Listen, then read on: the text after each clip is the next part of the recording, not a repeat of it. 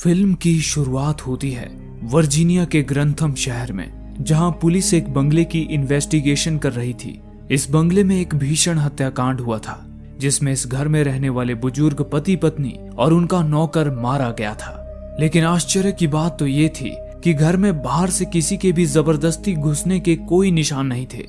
इसके विपरीत ऐसा लग रहा था जैसे घर के लोग अंदर से बाहर भागने की कोशिश कर रहे थे। तभी घटना की जांच कर रहे शेरिफ को एक पुलिस वाला नीचे बेसमेंट में बुलाता है। शेरिफ जब नीचे जाकर देखता है तो बेसमेंट में एक और लाश पड़ी थी। वो एक लड़की की लाश थी जो पूरी तरह से निर्वस्त्र थी और आधी जमीन में गड़ी हुई थी। क्योंकि उस लड़की की पहचान नहीं हो पाती तो शेरिफ उसे जेन डो नाम दे देता है। दूसरी तरफ शहर के मुर्दा घर में टॉमी और उसका बेटा ऑस्टिन एक बुरी तरह से जली हुई लाश की ऑटोप्सी यानी कि पोस्टमार्टम पूरा करते हैं। टॉमी और उसका परिवार पिछले 3 जनरेशन से यही काम करते आ रहे थे और टॉमी अब अपने बेटे ऑस्टिन को भी ये काम सिखा रहा था। कुछ देर बाद ऑस्टिन की गर्लफ्रेंड एमा वहां आती है। ऑस्टिन और एमा आज रात डेट पर जाने वाले थे। जाने से पहले ऑस्टिन उसे मुर्दा घर का एक टूर करवाता है। घूमते घूमते वो दोनों फ्रीजर तक आ पहुंचते हैं जहां डेड बॉडीज को रखा जाता था। ये देख एमा डेड बॉडी देखने की जिद करने लगती है, लेकिन अपने पिता के डर से ऑस्टिन उसे साफ मना कर देता है। तभी टॉमी भी वहां आ पहुंचता है और उन्हें इसकी इजाजत दे देता है। ऑस्टिन फिर फ्रीजर से एक लाश निकालकर एमा को दिखाता है। उस लाश का चेहरा पूरी तरह से पिचका पड़ा था। एमा देखती है कि उस लाश के पैरों में घंटी बंधी थी। एमा टॉमी से इस बारे में पूछती है, जिस पर टॉमी उसे बताता है कि पुराने समय में ये जान पाना बेहद मुश्किल था कि इंसान कोमा में है या मर चुका है। इसलिए उस समय डेड बॉडीज के पैरों में घंटी बांधी जाती थी ताकि उस इंसान का शरीर अगर थोड़ी भी हलचल करे तो उस घंटी की आवाज उन्हें सुनाई दे। और क्योंकि टॉमी पुराने ख्यालों का है तो वो ये परंपरा आज तक फॉलो करता आ रहा है। एमा टॉमी से पूछती है कि इस लाश के चेहरे की ये हालत कैसे हुई, जिस पर टॉमी उसे बताता है कि किसी ने इसे बहुत करीब से गोली मारी है, जिस कारण इसके चेहरे का नक्शा ही बिगड़ गया है। ये सब देख सुनकर अब एमा की हालत भी खराब होने लगती है और वो ऑस्टिन के साथ डेट के लिए जाने लगती है। तभी शेरिफ उस लड़की जेन डो की लाश लेकर मुर्दा घर में दाखिल होता है और टॉमी से कहता है कि उसे ऑटोप्सी आज रात को पूरी करके सुबह तक रिपोर्ट देनी होगी। हालांकि टॉमी फिर भी ऑस्टिन को एमा के साथ जाने के लिए कहता है, पर ऑस्टिन अपने पिता के साथ ही रुकने का फैसला करता है। एमा इससे थोड़ी नाराज होती है, लेकिन ऑस्टिन उसे ये कहकर मना लेता है कि वो जल्द ही ऑटोप्सी पूरी कर लेगा और उसके बाद वो उसे कैंडल लाइट डिनर के लिए लेकर जाएगा। एमा उससे ये कहकर वहां से चली जाती है कि वो रात को उसे लेने आएगी। इसके बाद ऑस्टिन वापस ऑटोप्सी रूम में आता है, जहां शेरिफ टॉमी और ऑस्टिन को जेन डो की लाश दिखाता है। तभी टॉमी की पालतू बिल्ली एक तेज आवाज में गुर्राती है। ये देख टॉमी बिल्ली को वहां से भगा देता है। इसके बाद शेरिफ टॉमी और ऑस्टिन को बताता है कि अब तक उसे उस घर पर मिली 4 लाशों में से किसी के भी मौत की वजह पता नहीं चल पाई है। उसका अनुमान था कि शायद नौकर ने इस लड़की को किसी वजह से मार डाला होगा और उसकी बॉडी को उस घर में दफनाने की कोशिश की होगी, ये सोचकर कि घर के मालिक वहां नहीं है। लेकिन जब घर के मालिक अचानक वहां पहुंचे होंगे तो उस नौकर ने उन्हें भी मौत के घाट उतार दिया होगा। लेकिन मरते मरते उन बुजुर्ग दंपति में से किसी ने उसे भी बंदूक से मार दिया होगा। शेरिफ कहता है कि वो प्रेस के सामने अपनी ये तर्क तो साबित कर सकता है, लेकिन वो ये नहीं बता सकता कि आखिर ये जेन डो कौन है और इसकी मौत कैसे हुई, क्योंकि ना ही उसकी कोई आईडी मिली है और ना ही उसके फिंगरप्रिंट्स उनके सिस्टम में मौजूद हैं। और सबसे हैरान कर देने वाली बात तो ये है कि उसके सफेद बेदाग शरीर पर कोई भी चोट के निशान नहीं मिले हैं। इसलिए शेरिफ अब ये काम टॉमी और ऑस्टिन पर छोड़ देता है और उन्हें ऑर्डर देता है कि वे आज रात तक जेन डो की मौत की गुत्थी सुलझा ले, ताकि शेरिफ अगली सुबह प्रेस वालों को जेन डो की मौत का कारण बता सके। ये कहकर शेरिफ वहां से चला जाता है। उसके बाद टॉमी और ऑस्टिन जेन डो की ऑटोप्सी यानी कि पोस्टमार्टम शुरू करते हैं। इसी बीच वे लोग रेडियो पर प्रसारण सुनते हैं कि आज का मौसम बहुत ही सुहाना रहेगा और आने वाले कुछ दिन तक मौसम ऐसे ही साफ बना रहेगा। इस खबर के साथ वे दोनों अपना काम शुरू कर देते हैं। टॉमी अपने अनुमान से जेन डो की उम्र 26 से 29 साल के बीच बताता है। जेन के शरीर पर उन्हें न तो कोई खून बहने के संकेत मिल रहे थे और न ही शरीर पर किसी जख्म के निशान दिख रहे थे। ऑस्टिन जेन की हर एक एंगल से तस्वीर निकाल रहा था। जब वो उसकी आंखों की जांच करने के लिए उसकी आंखों को खोलता है तो उन्हें एक हैरान कर देने वाली बात पता चलती है। जेन की आंखें सफेद रंग की हो चुकी थी और टॉमी के मुताबिक ऐसा तब होता है जब कोई इंसान कई दिनों पहले मरा हो, लेकिन जेन का शरीर तो अभी भी लचीला था, जो इस बात का संकेत था कि वो हाल ही में मरी है। हालांकि उसका शरीर साधारण तापमान से ज्यादा ठंडा था, जो फिर से इस बात का संकेत था कि उसे मरे हुए कई दिन बीत चुके हैं। ये सारी बातें उन्हें कंफ्यूज कर रही थी। तभी ऑस्टिन ये भी देखता है कि जेन की कमर काफी ज्यादा पतली थी, जो उसके बाकी शरीर पर फिट नहीं बैठती थी। इस पर टॉमी अंदाजा लगाता है कि शायद जेन जन्म से ही ऐसी हो। इसी बीच टॉमी को पता चलता है कि जेन की दोनों हाथों की कलाइयां और दोनों पैरों के एंकल्स यानी कि टखने पूरी तरह से टूटे हुए थे, लेकिन बाहर से किसी भी घाव का कोई निशान नहीं था। तभी टॉमी की नजर उसके नाखूनों पर पड़ती है, जिनके अंदर मिट्टी जैसे कुछ चीज भरी हुई थी। जांच करने पे पता चलता है कि वो चीज दरअसल पिट था। टॉमी बताता है कि उसे पिट देखे हुए बरसों बीत चुके हैं। ऑस्टिन पूछता है कि ये पिट क्या होता है, जिस पर टॉमी बताता है कि पिट एक प्रकार की मिट्टी ही होती है जो इंग्लैंड जैसी नॉर्थ कंट्रीज में पाई जाती है। ये पिट काफी ज्वलनशील होती है। पुराने जमाने में लोग इसे सुखाकर आग जलाने के लिए इस्तेमाल करते थे। जेन के हाथों और पैरों के नाखूनों के साथ ही कुछ पिट उसके बालों पर भी लगा था। ऐसा लग रहा था जैसे किसी ने जेन को जमीन में पूरा ही दफन कर दिया था। टॉमी अपनी छानबीन जारी रखता है। वहीं ऑस्टिन भी देखता है कि जेन के चेहरे, कान या नाक पर भी कोई चोट के निशान नहीं थे। लेकिन जब ऑस्टिन जेन का मुंह खोलता है तो वे देखते हैं कि जेन की जीभ कटी हुई थी। ये देखकर वे दोनों दंग रह जाते हैं। जेन की जीभ पर उभरे मोटे धारीदार घाव देखकर लग रहा था कि किसी ने बड़ी ही बेदर्दी से उसकी जीभ खींचकर तोड़ डाली थी। टॉमी बताता है कि उसके अनुसार ये ह्यूमन ट्रैफिकिंग का मामला भी हो सकता है, क्योंकि उसने 15 साल पहले भी ऐसा ही एक केस देखा था जिसमें 2 लड़कियों के हाथों को उनके टखनों के साथ बांध दिया गया था, जिससे वो कहीं भाग ना पाएं, और साथ ही उनकी जीभ भी काट दी गई थी ताकि वो शोर न मचा पाएं। इन सारे अनुमानों से वे लोग इस नतीजे पर पहुंचते हैं कि उस लड़की को जरूर वेश्या बनाने के लिए अगवा किया गया होगा। इसी दौरान जब ऑस्टिन जेन के चेहरे की एक तस्वीर खींचने जाता है, तभी वो देखता है कि जेन की नाक अचानक फड़फड़ाने लगी है। देखते ही देखते उसकी नाक से खून की धार निकल आती है और अगले ही पल एक मक्खी भिन भिनाती हुई उसकी नाक से निकलकर उड़ जाती है, जिसे देख टॉमी और ऑस्टिन सन्न रह जाते हैं। उसी पल टॉमी की नजर जेन के खुले हुए मुंह की तरफ पड़ती है, जहां वो देखता है कि जेन का एक दांत गायब है। उसे उसके मुंह के अंदर से एक धागा भी मिलता है, जिसे वे लोग आगे जांच के लिए सुरक्षित रख देते हैं। उसके बाद जब टॉमी जेन के प्राइवेट पार्ट की जांच करता है तो उसके अंदर ढेर सारे घाव के निशान मिलते हैं। हालांकि इन सब से भी वो किसी नतीजे पर नहीं पहुंच पाते। अब सारी बाहरी अंगों की छानबीन करने के बाद टॉमी और ऑस्टिन जेन की चीर फाड़ करने के लिए तैयार हो जाते हैं। इसी बीच बाहर मौसम खराब होने लगा था और बादल गरजने का शोर अंदर तक सुनाई दे रहा था।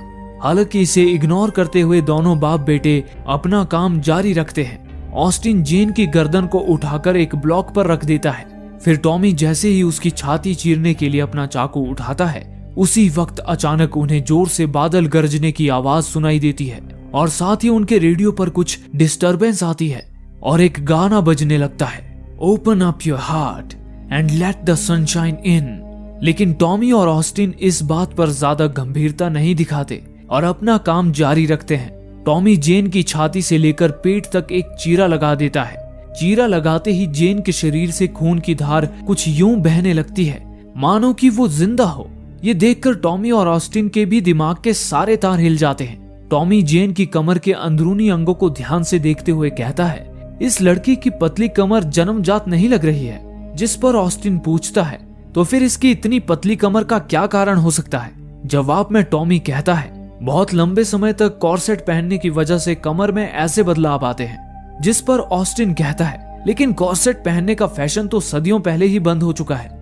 उसके बाद जब टॉमी जेन की पसली की हड्डियों को काटकर उसके अंदरूनी अंगों पर अपनी नजर डालता है, तो उसे दिखता है कि जेन के फेफड़े गहरे काले पड़ चुके थे। ऑस्टिन को लगता है कि ये ज्यादा सिगरेट पीने की वजह से हुआ होगा। जिस पर टॉमी आपत्ति दर्शाते हुए कहता है कि अगर कोई 30 सालों तक हर रोज 10 पैकेट भी सिगरेट पिए, तब भी उसके फेफड़े इतने काले नहीं होंगे। ये तभी होता है जब किसी को काफी देर तक जलाया जाता है। लेकिन इस लड़की के शरीर पर तो जलने के एक भी निशान नहीं थे। ये बात टॉमी को काफी ज्यादा हैरत में डाल देती है। इसके बाद टॉमी जब जेन का दिल निकाल कर देखता है तो उसे उसके दिल पर चाकू से काटे जाने के निशान नजर आते हैं, और सिर्फ उसके दिल पर ही नहीं बल्कि उसके बाकी अंदरूनी अंगों पर भी वैसे ही कटने के निशान होते हैं। लेकिन बिना चीर फाड़ करे कोई किसी को ऐसे जख्म कैसे दे सकता है? वे दोनों इस बारे में विचार कर ही रहे होते हैं कि तभी उस कमरे की लाइट्स अपने आप ही जलने बुझने लगती है और अचानक बाहर से एक अजीब सी आहट सुनाई देती है, जिसे सुनकर ऑस्टिन उस आहट के पीछे जाता है। तभी उसकी नजर गलियारे पर लगे आईने पर पड़ती है, जिसमें वो देखता है कोई शख्स गलियारे के मोड़ पर खड़ा हुआ है। उसे देख ऑस्टिन सहम जाता है, लेकिन वो जब गलियारे के मोड़ पर जाकर देखता है तो उसे वहां कोई भी दिखाई नहीं देता। उधर टॉमी को जेन की इंटेस्टाइन में एक रेशा सा दिखाई देता है, जिसे निकालने के लिए जब वो उसके इंटेस्टाइन को काटने की कोशिश करता है तभी जेन की पसली की एक हड्डी से उसका हाथ जख्मी हो जाता है। इसी बीच दूसरी ओर ऑस्टिन देखता है कि वो जिस आहट के पीछे आया था वो स्टोर रूम के वेंटिलेशन से आ रही थी। ऑस्टिन जब उस वेंटिलेशन में झांक कर देखता है तो कोई चीज तेज आवाज के साथ उस पर झपट पड़ती है, जिसे देख डर के मारे ऑस्टिन जमीन पर गिर पड़ता है। इतने में टॉमी भी उसकी आवाज सुनकर वहां पहुंच जाता है। टॉमी को देख ऑस्टिन की जान में जान आ जाती है। फिर जब ऑस्टिन दोबारा उस वेंटिलेशन के अंदर टॉर्च की रोशनी में देखता है तो वो अपनी बिल्ली को वहां बुरी तरह घायल पाता है। बिल्ली के पेट से उसकी अंतड़ियां ही गायब हो चुकी थी। ये देख ऑस्टिन और टॉमी बहुत ज्यादा भावुक हो जाते हैं। टॉमी को अपनी बिल्ली का दर्द देखा नहीं जाता और वो उसकी गर्दन मरोड़कर उसे दर्द से मुक्ति दिला देता है। साथ ही टॉमी अपनी बिल्ली को क्रेमेटोरियम में जलाकर उसका सम्मान पूर्वक अंतिम संस्कार भी कर देता है। उसके बाद वे लोग अपना काम जारी रखते हुए जब जेन की अंतड़ियों को काटते हैं तो उसके अंदर उन्हें एक फूल मिलता है। टॉमी जब उस फूल के बारे में रिसर्च करता है तो उसे पता चलता है कि उस फूल का नाम जिम्सन वीड है और उसे खाने से इंसान को लकवा मार जाता है और वो फूल भी नॉर्थ कंट्रीज में ही पाया जाता है। इस जानकारी के बाद वे लोग अपना काम आगे बढ़ाते हैं, लेकिन तभी अचानक मौसम का रुख ही बदल जाता है और उन्हें जोरों से बादलों के गरजने की आवाज आती है। इतने में ही उन्हें रेडियो पर उनके शहर में भारी बारिश होने की खबर मिलती है। ये देख ऑस्टिन हैरत में पड़ जाता है, क्योंकि उसने ऑटोप्सी शुरू करने से पहले रेडियो पर कुछ दिनों तक मौसम के साफ रहने की खबर सुनी थी। ऑस्टिन को अब वहां किसी खतरे का अंदेशा होने लगता है, जिसके बाद वो टॉमी से आज रात के लिए ये काम रोकने के लिए कहता है। लेकिन शेरिफ ने टॉमी को आज रात तक किसी भी तरह जेन की मृत्यु की वजह का पता लगाने के लिए कहा था, इसलिए वो अब इस काम को बीच में नहीं रोक सकता था। हालांकि वो ऑस्टिन से कहता है कि अगर वो यहाँ से जाना चाहता है तो वो जा सकता है, लेकिन ऑस्टिन अपने पिता को अकेला छोड़कर जाना नहीं चाहता था, इसीलिए वो अपना काम जारी रखता है। इसी बीच टॉमी को जेन की अंतड़ियों में कपड़े से लिपटा हुआ एक इंसानी दांत मिलता है। साथ ही उस कपड़े पर उन्हें एक अजीब सा चित्र भी बना हुआ दिखाई देता है, जिसके अगल बगल कुछ रोमन नंबर्स लिखे होते हैं। और तो और वो कपड़ा जेन की अंतड़ियों में रहने के बावजूद भी जैसे का तैसा ही होता है, जबकि इतने दिनों में अंतड़ियों में मौजूद स्टमक एसिड से उसे गल जाना चाहिए था। उस कपड़े पर बना चित्र भी उन्हें किसी धार्मिक रिचुअल से जुड़ा हुआ लग रहा था। उसकी छानबीन करते हुए ऑस्टिन जब जेन के मुंह में मिले धागे से उस कपड़े को मैच करके देखता है तो उसे पता चलता है कि वो धागा उस कपड़े का ही है। उसके बाद जब ऑस्टिन उस कपड़े से मिले दांत को जेन के उखड़े हुए दांत की जगह लगाकर देखता है तो वो दांत जेन के दांतों से बिल्कुल मैच हो जाता है, जिससे ऑस्टिन इस नतीजे पर पहुंचता है कि किसी ने जेन के दांत को उखाड़कर उसे उस कपड़े में लपेटकर जबरदस्ती जेन को कपड़ा खिला दिया था। इन सारी चीजों के मद्देनजर वो अब इस नतीजे पर पहुंचते हैं कि जेन किसी धार्मिक रिचुअल के तहत बलि दी गई थी, जिसमें पहले उसे बांधा गया, उसके बाद बड़ी बेरहमी से उसकी जीभ खींचकर उखाड़ दी गई, फिर उसे वो जिम्सन वीड नाम का फूल खिलाया गया जिससे उसे लकवा मार गया। उसके बाद उसका दांत उखाड़कर उसे कपड़े में लपेटकर उसको जबरदस्ती खिला दिया गया। फिर उस पर एक के बाद एक चाकू से वार किए गए और जब ये सब करके भी उनका मन नहीं भरा तो उन्होंने जेन को जला दिया। जेन की इतनी दर्दनाक मौत के बारे में सोचकर ही टॉमी और ऑस्टिन की रूह कांप उठती है। हालांकि जेन का बेदाग शरीर उनके सारे नतीजों को झुठला रहा था, तो आखिर किसी के शरीर को छुए बिना उसे इतनी बुरी तरह टॉर्चर कैसे किया जा सकता है? इस सवाल ने उन दोनों के दिमाग को हिलाकर रख दिया था। तभी इतने में ही अचानक रेडियो फिर से शुरू हो जाता है, जिसमें बताया जा रहा था कि उनके शहर पर हो रही बारिश ने बाढ़ का रूप ले लिया है। लेकिन अगले ही पल रेडियो पर कुछ डिस्टरबेंस आती है और इन डिस्टरबेंस के बीच रिपोर्टर की आवाज सुनाई देती है। रिपोर्टर कह रहा था कि आप इस तूफानी बाढ़ में फंसना नहीं चाहोगे, लेकिन अगर आप फंस चुके हो तो इससे निकल नहीं पाओगे। ये सब सुनकर ऑस्टिन को शक हो जाता है कि उस रेडियो पर मिले संदेश उन्हें आने वाले किसी खतरे से आगाह कर रहे हैं। इसलिए ऑस्टिन टॉमी को उसी वक्त उस जगह से बाहर निकलने के लिए कहता है। लेकिन टॉमी ऑस्टिन की बातों को अनसुना करता हुआ उसे जेन के शरीर से उसकी खाल उतारने के लिए उसकी मदद करने के लिए कहता है। ऑस्टिन को भी मजबूरन अपने पिता की बात माननी पड़ती है। दोनों मिलकर जब पूरी तरह उसकी खाल उतार देते हैं तो अपने सामने एक खौफनाक मंजर देखकर उनका जैसे कलेजा ही मुंह को आ जाता है। जेन की खाल में भी वही चित्र और रोमन नंबर बने होते हैं जो उसकी अंतड़ियों से मिले कपड़े में छपे थे। वे लोग उस चीज को समझ भी पाते उससे पहले ही उस कमरे की सारी लाइट्स अपने आप ही फूट जाती हैं, जिससे वहां घुप अंधेरा फैल जाता है। उस घटना से घबराया हुआ ऑस्टिन जब अपनी टॉर्च जलाकर इधर उधर अपनी नजरें दौड़ाता है तो वो देखता है कि उस कमरे में रखे सारे मुर्दे अब गायब हो चुके थे। ये देख ऑस्टिन भयभीत हो उठता है और टॉमी के साथ जितनी जल्दी हो सके उस जगह से बाहर निकलने लगता है। उस जगह की बिजली चली जाने के बाद वहां जनरेटर से रोशनी तो हो जाती है, लेकिन बिना बिजली उस जगह की लिफ्ट काम ही नहीं करती। इसलिए अब वे दोनों तहखाने के दरवाजे की तरफ जाते हैं। लेकिन तभी अचानक तूफान की वजह से एक पेड़ दरवाजे पर गिर जाता है, जिससे वो दरवाजा ब्लॉक हो जाता है। टॉमी और ऑस्टिन अपनी पूरी ताकत लगाने के बावजूद भी उस दरवाजे को खोल नहीं पाते। वो मदद के लिए शेरिफ को फोन करने की भी कोशिश करते हैं, पर उनके मोबाइल पर नेटवर्क ही नहीं होता। इसलिए अब वे दोनों अपने ऑफिस में लगे लैंडलाइन फोन की तरफ जाने लगते हैं। लेकिन तभी उन्हें गलियारे से होकर उनकी तरफ ही बढ़ती हुई किसी के कदमों की आहट सुनाई देती है, जिससे डरकर वे दोनों दौड़ते हुए तुरंत ऑफिस में घुस जाते हैं और दरवाजा अंदर से बंद कर लेते हैं। जिसके बाद टॉमी तुरंत शेरिफ को कॉल करता है। हालांकि उसका कॉल शेरिफ को लगता जरूर है, पर बदकिस्मती से सिग्नल वीक होने के कारण शेरिफ से उसकी बात ही नहीं हो पाती और कॉल कट हो जाता है। वो दोनों अब उस जगह पर कैद होकर रह जाते हैं। वो वहां से निकलने का कोई दूसरा तरीका सोच ही रहे होते हैं कि तभी एक घंटी की आवाज सुनकर उनकी धड़कनें थम सी जाती हैं, क्योंकि वो आवाज इस बात का संकेत दे रही थी कि कोई मुर्दा जिसके पैरों पर घंटी बंधी हुई है वो उनकी ही तरफ बढ़ रहा था। वो मुर्दा दबे पांव चलता हुआ उनके दरवाजे के बिल्कुल करीब पहुंच जाता है। उसकी मौजूदगी महसूस कर जब ऑस्टिन दरवाजे के नीचे से झांक कर बाहर देखता है तब उसे उस मुर्दे के पैर दिखाई देते हैं, जिसे देख ऑस्टिन घबरा जाता है।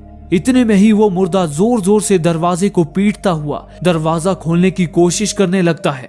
ये देख ऑस्टिन और टॉमी दरवाजे को एक भारी अलमारी से ढक देते हैं। थोड़ी देर दरवाजा पीटने के बाद वो मुर्दा दरवाजा पीटना बंद कर देता है। अब ऑस्टिन को पूरा यकीन हो गया था कि ये सब जेन ही कर रही है, क्योंकि उसे यहाँ लाने से पहले सब कुछ ठीक चल रहा था। लेकिन जैसे जैसे वो चीर फाड़ करते जा रहे थे वैसे ही चीजें और ज्यादा बिगड़ती जा रही थी। हालांकि टॉमी को इन सब बातों पर अब भी यकीन नहीं हो रहा था। इसी दौरान टॉमी देखता है कि उसकी कलाई की जख्म से खून बह रहा है, जिसे देख वो उस खून को साफ करने बाथरूम में जाता है। तभी अचानक वहां मौजूद पर्दों में कुछ हलचल सी होती है, जिसे देख टॉमी सहम जाता है। वो जब दबे पांव पर्दे की तरफ जाता है तभी बाहर बैठे ऑस्टिन को पर्दे के पीछे किसी की परछाई नजर आती है। इससे पहले कि वो टॉमी को सतर्क कर पाए, टॉमी वो पर्दा हटा देता है।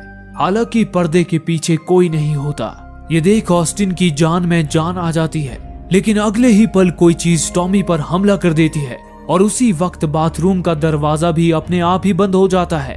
वो चीज टॉमी को मारने पीटने और चोट पहुंचाने लगती है। उधर ऑस्टिन जैसे तैसे दरवाजा तोड़कर अंदर जाता है तो देखता है कि टॉमी जमीन पर पड़ा दर्द से कराह रहा था।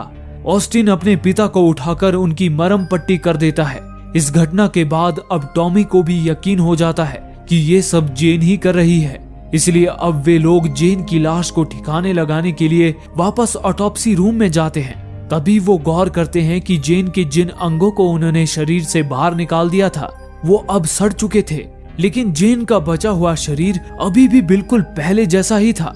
ऐसा लग रहा था जैसे जेन का शरीर ही उसके अंगों को सुरक्षित रख रहा था। वे लोग अब जेन के शरीर को जलाने के लिए क्रीमेटोरियम में जाने की तैयारी करने लगते हैं। तभी अचानक उस कमरे का दरवाजा अपने आप ही लॉक हो जाता है। ऑस्टिन एक कुल्हाड़ी की मदद से उस दरवाजे को खोलने के लिए उस पर एक छेद कर देता है, लेकिन जब वो उस छेद से बाहर झांक कर देखता है तभी अचानक वहां एक मुर्दा औरत आकर खड़ी हो जाती है। ये देख टॉमी और ऑस्टिन डर से कांप उठते हैं। ऑस्टिन अब देरी न करते हुए जेन की बॉडी पर फ्यूल डालकर उसमें आग लगा देता है, पर वो आग जेन के शरीर के अलावा वहां की हर चीज को जलाने लगती है। उस आग से उनके कैमरे और जेन पर किए सारे रिसर्च तबाह हो जाते हैं। ये देख टॉमी उस आग को पूरी तरह बुझा देता है। तभी वो देखते हैं कि जेन का शरीर उस पर जल रही आग को सोख लेता है और उसके शरीर पर अब भी घाव के कोई निशान नहीं बनते। इसी बीच बिजली भी आ गई होती है, इसलिए उन्हें जब लिफ्ट के शुरू होने की आवाज आती है तो वो कुल्हाड़ी उठाकर अपनी जान बचाने के लिए लिफ्ट की तरफ भागते हैं, पर उनके वहां पहुंचने से पहले ही लिफ्ट बंद होकर ऊपर चली जाती है। तभी इतने में ही एक मुर्दा उन्हें उनकी ही तरफ आता हुआ दिखाई देता है, जिसे देख ऑस्टिन डर के मारे लिफ्ट का बटन जोर जोर से दबाने लगता है। अब वो मुर्दा उनके बहुत ज्यादा करीब आ गया था, जिसे देख डर के मारे उनकी जैसे जान ही हलक में आ जाती है। तभी लिफ्ट के आने की आवाज आती है और ऑस्टिन जल्दी से लिफ्ट का दरवाजा खोल देता है। दोनों बाप बेटे फट से लिफ्ट के अंदर घुस जाते हैं, लेकिन मुसीबत तो जैसे उनके गले ही पड़ चुकी थी, क्योंकि अब उस लिफ्ट के बंद होने से पहले ही फिर से बिजली चली जाती है और लिफ्ट का दरवाजा आधा खुला रह जाता है। इतने में ही वो मुर्दा भी उनके बहुत करीब आ जाता है। ये देख कुल्हाड़ी पकड़ा टॉमी हिम्मत दिखाते हुए उस मुर्दे पर कुल्हाड़ी से हमला कर देता है, लेकिन बाहर से किसी मुर्दे के बजाय किसी लड़की के चिल्लाने की जानी पहचानी आवाज आती है। उस आवाज को सुनकर ऑस्टिन जब लिफ्ट से बाहर निकलता है तो देखता है कि टॉमी ने जिसे मारा था वो कोई मुर्दा नहीं बल्कि एमा थी, जिसकी गर्दन कुल्हाड़ी के वार से कट चुकी थी। अपनी गर्लफ्रेंड को तड़प तड़प कर मरते देख ऑस्टिन के आंसू नहीं थमते। वो फूट फूट कर रोने लगता है। उसने ही रात को एमा को वहां आने के लिए कहा था। ऑस्टिन और टॉमी समझ जाते हैं कि जेन अपनी शक्तियों से उनके दिमाग में भ्रम पैदा कर रही है, जिस वजह से उन्होंने एमा को मुर्दा समझकर उसे मार दिया। डरे सहमे वो दोनों वापस लिफ्ट में जाकर बैठ जाते हैं। तभी ऑस्टिन के दिमाग में एक सवाल आता है। वो टॉमी से कहता है कि जेन अपनी शक्तियों से उन्हें कब का मार सकती थी, तो उसने उन्हें अब तक जिंदा क्यों रखा है। ऑस्टिन को एक और बात याद आती है। वो टॉमी को बताता है कि जेन ने उसकी चीर फाड़ होने से पहले उन्हें रेडियो के जरिए कई बार इनडायरेक्टली वार्निंग देने की कोशिश की थी। शायद कोई बात है जो वो नहीं चाहती थी कि उन्हें पता चले। टॉमी और ऑस्टिन वापस जाकर जेन की ऑटोप्सी पूरी करने का फैसला करते हैं। हो सकता है उन्हें कुछ ऐसी बात पता चले जिससे उनकी जान बच जाए। वे लिफ्ट से बाहर निकलकर ऑटोप्सी रूम की तरफ बढ़ने लगते हैं, पर तभी जेन क्रीमेटोरियम की आग को जला देती है, जिससे उठने वाला धुआं पूरे बेसमेंट में फैल जाता है। टॉमी और ऑस्टिन उस धुएं से होकर आगे बढ़ रहे होते हैं। इतने में अचानक वो मुर्दे टॉमी पर हमला कर देते हैं और उसे बुरी तरह से घायल कर वहां से गायब हो जाते हैं। ऑस्टिन टॉमी को संभालता हुआ उसे ऑटोप्सी रूम में ले जाता है और दरवाजे को अच्छी तरह से बंद कर देता है। अब सिर्फ जेन का दिमाग ही खुलना बाकी था। ऑस्टिन सीधा जेन की खोपड़ी काटकर उसके दिमाग को देखता है तो उन्हें पता चलता है कि जेन का दिमाग एकदम सही सलामत है। बाकी ऑर्गन्स की ही तरह उस पर भी जख्म के कोई निशान नहीं थे।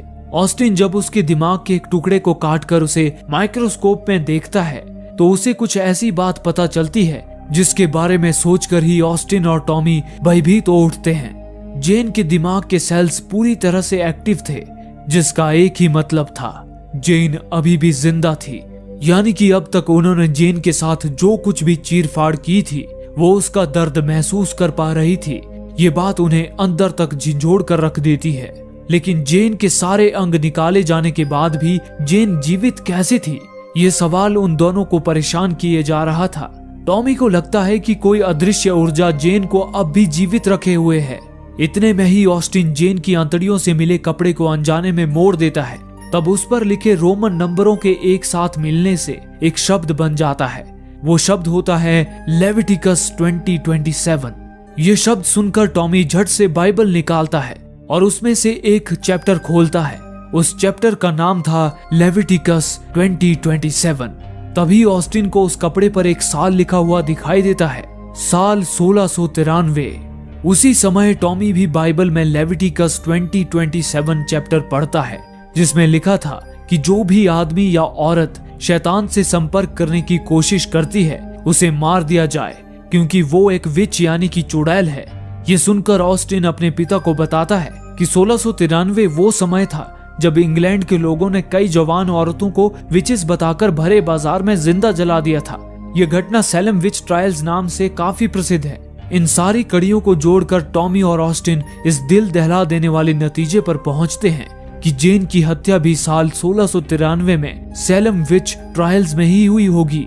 हालांकि टॉमी का मानना था कि सैलम विच ट्रायल्स में जिन भी औरतों और लड़कियों की हत्या हुई थी वो कोई विचेस नहीं थी, वो बस मानसिक रोगी थी जो लोगों के अंधविश्वास का शिकार हो गई। हालांकि टॉमी अब तक उनके साथ हुई सारी भूतिया घटनाओं को झुठला भी नहीं सकता था। तभी उसके दिमाग में एक विचार कौंधता है। वो ऑस्टिन से कहता है कि हो सकता है बाकी लड़कियों की तरह जेन भी कभी विच थी ही नहीं, लेकिन अंधविश्वास के चलते लोगों ने उसे विच समझकर उस पर जो भयानक और दर्दनाक रिचुअल्स किए, उन रिचुअल्स का असर उल्टा हो गया हो और उन रिचुअल्स ने एक आम लड़की को विच में बदल दिया हो। ऑस्टिन पूछता है कि आखिर जेन उनके ही पीछे क्यों पड़ी है। इस पर टॉमी कहता है कि अब तक उन्होंने जेन के साथ जो कुछ भी चीरफाड़ की थी वो उसे महसूस कर पा रही थी, और अब जेन चाहती है कि उसने जो दर्द सहा है वो अब टॉमी और ऑस्टिन भी सहे। यही वजह है कि उसने उन दोनों को अब तक जिंदा रखा है। इसी के साथ टॉमी ऑस्टिन को अपना घाव दिखाता है। उस घाव के आसपास उसी तरह के निशान बन गए थे जैसे जेन के शरीर पर थे। तभी उनके दरवाजे पर खड़े मुर्दे दरवाजा तोड़कर अंदर आने की कोशिश करने लगते हैं। ऑस्टिन उन्हें रोकने दरवाजे की तरफ दौड़ता है, लेकिन टॉमी को यकीन हो गया था कि जेन को रोकना नामुमकिन है। इसीलिए वो जेन से एक सौदा करता है। वो जेन से कहता है कि वो उसे जितना चाहे तड़पा सकती है, वो उसे रोकने की कोशिश नहीं करेगा, बदले में वो उसके बेटे को बख्श दे। जिसके बाद देखते ही देखते सब कुछ शांत हो जाता है। लेकिन तभी जेन टॉमी को वही दर्द देने लगती है जो उस वक्त वो महसूस कर रही थी। ठीक जेन की तरह ही टॉमी की भी दोनों कलाइयां और टखनों की हड्डियां टूट जाती हैं और उसकी आंखें भी सफेद होने लगती हैं। टॉमी के हर दर्द के साथ जेन वापस पहले जैसी होने लगती है। उसकी टूटी हुई हड्डियां वापस जुड़ जाती हैं और उसका कटा हुआ शरीर भी ठीक होने लगता है। लेकिन दर्द से बेहाल टॉमी का तड़पना ऑस्टिन से देखा नहीं जाता और वो उसे चाकू से मारकर दर्द से मुक्ति दिला देता है। टॉमी की मौत की वजह से जेन पूरी तरह से ठीक नहीं हो पाती, लेकिन उस जगह पर अब सब कुछ पहले जैसा हो जाता है और सारे मुर्दे भी अपनी जगह पर आ जाते हैं। इतने में ही ऑस्टिन को शेरिफ की आवाज सुनाई देती है, जिसे सुनकर जब वो दरवाजे की तरफ जाता है तो देखता है कि दरवाजा अब भी बंद था। वो शेरिफ से मदद की गुहार लगाता है, लेकिन तभी शेरिफ उसकी मदद करने के बजाय गाना गाने लगता है, Open up your heart and let the sunshine in। Austin को समझ आ जाता है कि बाहर कोई शेरिफ मौजूद नहीं है, बल्कि ये जेन द्वारा पैदा किया गया एक भ्रम है। ऑस्टिन ने टॉमी को मारकर अनजाने में जेन के शरीर को ठीक होने से रोक दिया था, जिससे जेन और क्रोधित हो गई थी। ऑस्टिन को फिर से मुर्दों के पैरों में बंधी घंटियों की आवाज सुनाई देती है जो उसके करीब आ रही थी। भयभीत ऑस्टिन एक पल के लिए गलियारे की तरफ देखता है और अगले पल जब वो पीछे मुड़ता है तो अचानक मुर्दा टॉमी उसके सामने आ जाता है, जिससे डरकर ऑस्टिन छत से नीचे गिर पड़ता है और उसका सिर फटने की वजह से उसकी मौत हो जाती है। अगली सुबह शेरिफ पुलिस वालों के साथ मॉर्ग आता है, जहां उन्हें टॉमी, ऑस्टिन और एमा की लाश मिलती है। पिछली मौतों की तरह ये मौतें भी शेरिफ के लिए एक रहस्य बनकर रह जाती हैं। हालांकि शेरिफ को भी इस बात का अंदेशा हो जाता है कि जेन की लाश में जरूर कुछ गड़बड़ है, इसीलिए वो उसकी लाश की और छानबीन करने उसे वर्जीनिया पुलिस डिपार्टमेंट के पास भेजने का ऑर्डर दे देता है। फिर अंत में हम देखते हैं कि एक पुलिस वाला जब जेन की लाश को वर्जीनिया ले जा रहा होता है, तभी उसके रेडियो पर अपने आप ही गाना बजने लगता है, open up your heart and let the sunshine इन। और उसी वक्त जेन के अंगूठे में कुछ हरकत होती है और इसी के साथ ये फिल्म यहीं पर खत्म हो जाती है। दोस्तों, अगर आपको ये वीडियो अच्छा लगा और आप ये वीडियो देखते देखते इसमें खो गए थे, तो आप हमें सपोर्ट करने के लिए हमें सब्सक्राइब कर सकते हैं, ताकि हम ऐसी ही और वीडियोस आपके लिए लेकर आ पाएं। धन्यवाद।